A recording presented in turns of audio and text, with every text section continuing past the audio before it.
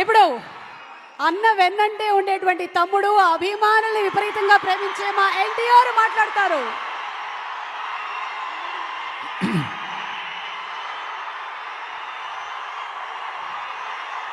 ముందుగా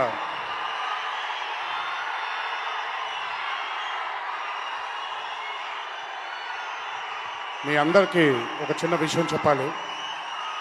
కాసేపు అందరూ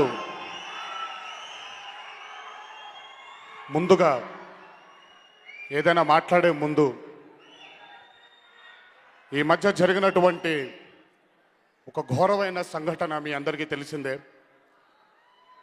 మన దేశ భద్రత కోసం, మన భద్రత కోసం జరిగినటువంటి ఒక ఘోర సంఘటన కాను మన దేశం కోసం అహర్నిశలు కుటుంబాల్ని వదిలేసి పహారా కాస్తున్నటువంటి ఆ వీర జవాన్ల కోసం, అలాగే ఈ మధ్య మా తెలుగు ఇండస్ట్రీలో మేము కొంతమంది దిగ్గజాలని కోల్పోయాం. అటు విజయబాబు నాయుడు గారు అవ్వచ్చు, రీసెంట్గా కోడి రామకృష్ణ గారు అవ్వచ్చు. ఒక్కసారి వీళ్ళందరి ఆత్మ కోసం శాంతి చేకూర్చాలని ఒక్క నిమిషం అందరూ మౌనం పాటిస్తారని మీ అందరినీ వేడుకుంటున్నాను. Thank you.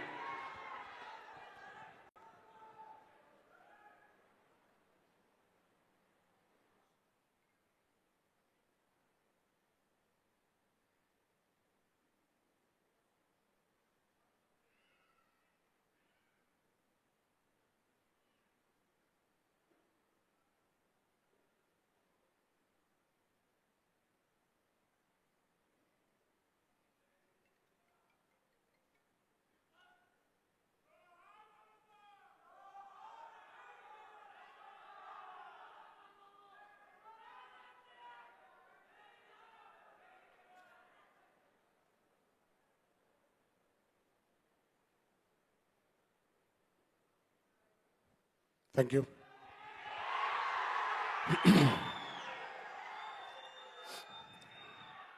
ఈరోజు ఇక్కడికి విచ్చేసినటువంటి నందమూరి కుటుంబ అభిమాన సోదరులందరికీ, వేదికను అలంకరించినటువంటి పెద్దలందరికీ, ఈ చిత్రాన్ని ఆశీర్వదించడానికి ఇక్కడికి విచ్చేసిన ముఖ్య అతిథి మా బాబాయ్ నందమూరి బాలకృష్ణ గారికి అందరికీ స్వాగతం, సుస్వాగతం. గుహన్ గారు నాకు చాలా ఏళ్లగా పరిచయం. ఆయన కెమెరామ్యాన్గా ఉన్నప్పుడు మేమిద్దరం కలిసి బాద్షా అనే చిత్రం చేయడం జరిగింది. ఎంతో కష్టపడేటువంటి మనస్తత్వం కలిగిన కెమెరామ్యాన్ అయినా.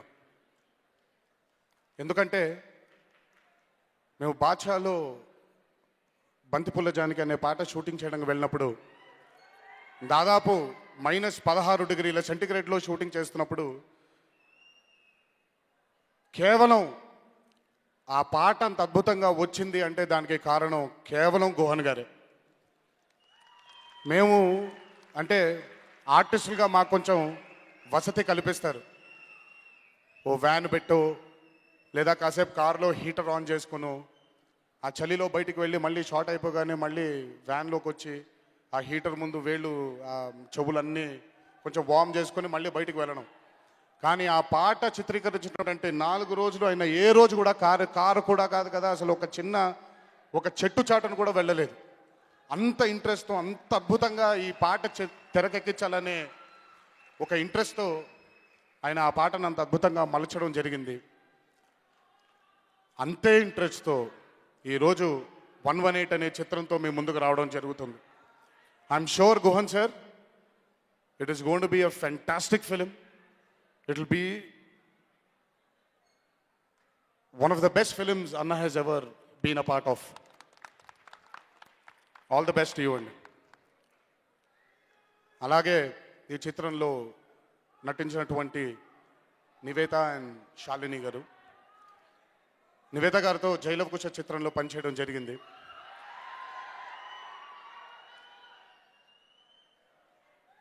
బై ద వే నేను ఈ చిత్రాన్ని చూడడం కూడా జరిగింది. ఒక సీన్లో నివేత చేసినటువంటి పర్ఫార్మెన్స్ నిజంగా నాకు తెలియకుండా నా ప్రమేయం లేకుండానే నా కళ్ళలోంచి నీళ్లు బయటికి రావడం మొదలైంది. She's truly one of the best actors we have in this generation. Keep it going Nivetha, many more to come your way. And అలాగే శాలిని గారు, ఆవిడ పోషించినటువంటి పాత్రలో ఎంతో హుందాగా, ఎంతో సపోర్టివ్గా ఆవిడ అన్న పక్కన ఆవిడ కూడా పర్ఫామ్ చేసి ఈ చిత్రంలో ఆవిడ యొక్క కష్టాన్ని కూడా జోడించి ఈ చిత్రం విజయానికి ఆవిడ కూడా రేపు పొద్దున ఒక ముఖ్యమైన కారణం అవ్వబోతున్నారు. Congratulations Shalini, and many more to come your way as well. All the best. అలాగే ఈ చిత్రంలో పనిచేసినటువంటి ఎంతోమంది సాంకేతిక నిపుణులు, వాళ్ళందరూ కూడా వారి వారి యొక్క బాధ్యతని ఈ చిత్రానికి జోడించి ఈ చిత్రం కృషికి వాళ్ళు కూడా, ఈ చిత్రం యొక్క విజయానికి వాళ్ళు కూడా వాళ్ళ కృషిని అందించినందుకు నిజంగా వాళ్ళందరినీ మనస్ఫూర్తిగా నా ధన్యవాదాలు తెలియజేస్తున్నాను. అండ్ అలాగే మహేష్ గురించి నేను ఎంత తక్కువ మాట్లాడితే అంత మంచిది. ఎందుకంటే లేకపోతే మామూలుగా మహేష్ గురించి నేను మాట్లాడితే సెల్ఫ్ డప్పా కొట్టుకున్నట్టు అవుతుంది. మాకు బాగా కావాల్సినటువంటి వ్యక్తి ఈ చిత్రం ద్వారా ఒక అద్భుతమైన విజయాన్ని సాధించి ఇంకెన్నో మంచి చిత్రాలు తీయడానికి తన పరంపరని ఈ చిత్రం ద్వారా మొదలు పెట్టాలని ఆ దేవుణ్ణి మనసారా కోరుకుంటున్నాను. ఇక మా అన్నయ్య,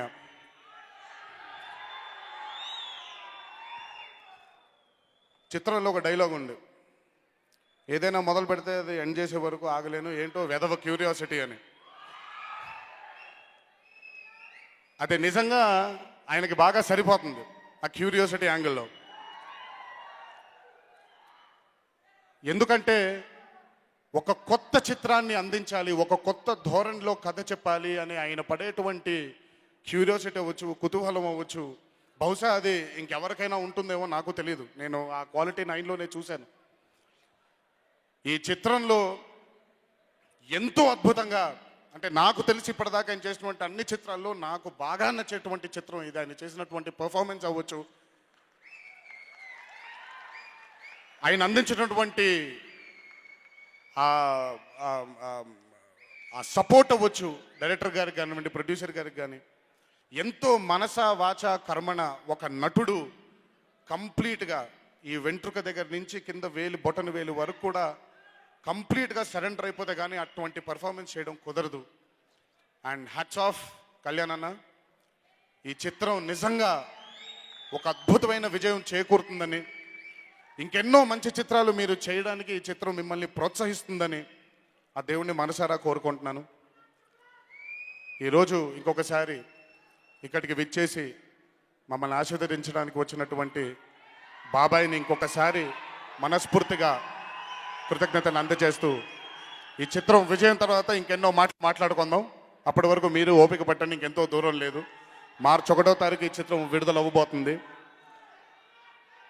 అందరూ ఈరోజు మమ్మల్ని ఆశీర్వదించడానికి వచ్చిన ఇంకొకసారి అభిమాన సోదరులందరికీ శిరస్సు వంచి పాదాభివందనం చేసుకుంటూ, మీరు మీ ఇళ్ళకి జాగ్రత్తగా వెళ్తారని, మీ తల్లిదండ్రులకి, మీ కుటుంబ సభ్యులందరి పట్ల మీరు బాధ్యత వహిస్తారని ఆ దేవుడిని మనసారా కోరుకుంటూ, నెమ్మదిగా వెళ్ళండి, కంగారు లేదు. గమ్యం ఎంత దూరమైనా పర్లేదు, నిలకడగా వెళ్ళడం నేర్చుకోండి. ఒకసారి మీ అందరికీ గుర్తు చేస్తూ, జై ఎన్టీఆర్, జోహార్ హర్ కృష్ణ.